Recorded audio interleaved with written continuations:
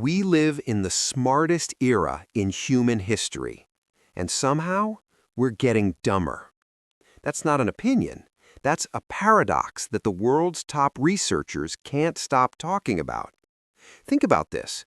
Your phone holds more information than every library that existed before the year 1900 combined. You can learn quantum physics, ancient history, or neuroscience in the next 10 minutes for free, instantly. So why is the average attention span now shorter than a goldfish? Here's what nobody's saying out loud. Access to information is not the same as intelligence, and confusing the two might be the most dangerous mistake of our generation. Let's break down what's actually happening inside your brain. When you scroll through content, your brain releases dopamine. That's the chemical your brain uses as a reward signal. Every swipe, every new video, every notification gives you a small hit.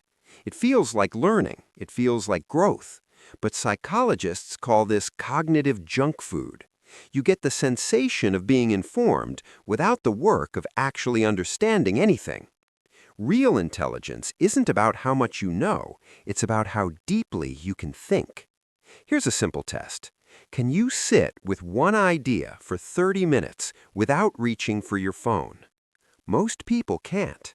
And that's not a character flaw. It's a design feature of the platforms you use every day. Social media was built to interrupt. Every platform profits from your distraction. The more fragmented your attention, the more ads you see, the more money they make. Your focus isn't being lost, it's being sold. Psychologists call this the shallow processing trap. When information comes fast and easy, your brain doesn't bother forming deep neural pathways. It skims the surface, it moves on. And over time, the ability to focus deeply starts to disappear, like a muscle that never gets used. Here's where it gets darker. Studies show that people who consume more information online often feel more confident in their opinions while actually knowing less about the topics they're discussing. Researchers call this the illusion of explanatory depth. You read a headline, you watch a 60-second clip, and suddenly you feel like an expert. Your brain mistakes familiarity for understanding. That's not intelligence. That's a very convincing imitation of it. And we've built entire social systems around rewarding that imitation. The loudest opinion gets the most likes. The most shocking take goes viral. The person who pauses to think, who says, "This is complicated," gets ignored. We've accidentally gamified confidence over comprehension. But here's the part that changes everything. The people who are thriving in this era aren't the ones consuming the most information. They're the ones who consume less but go deeper. They read slowly. They sit with discomfort.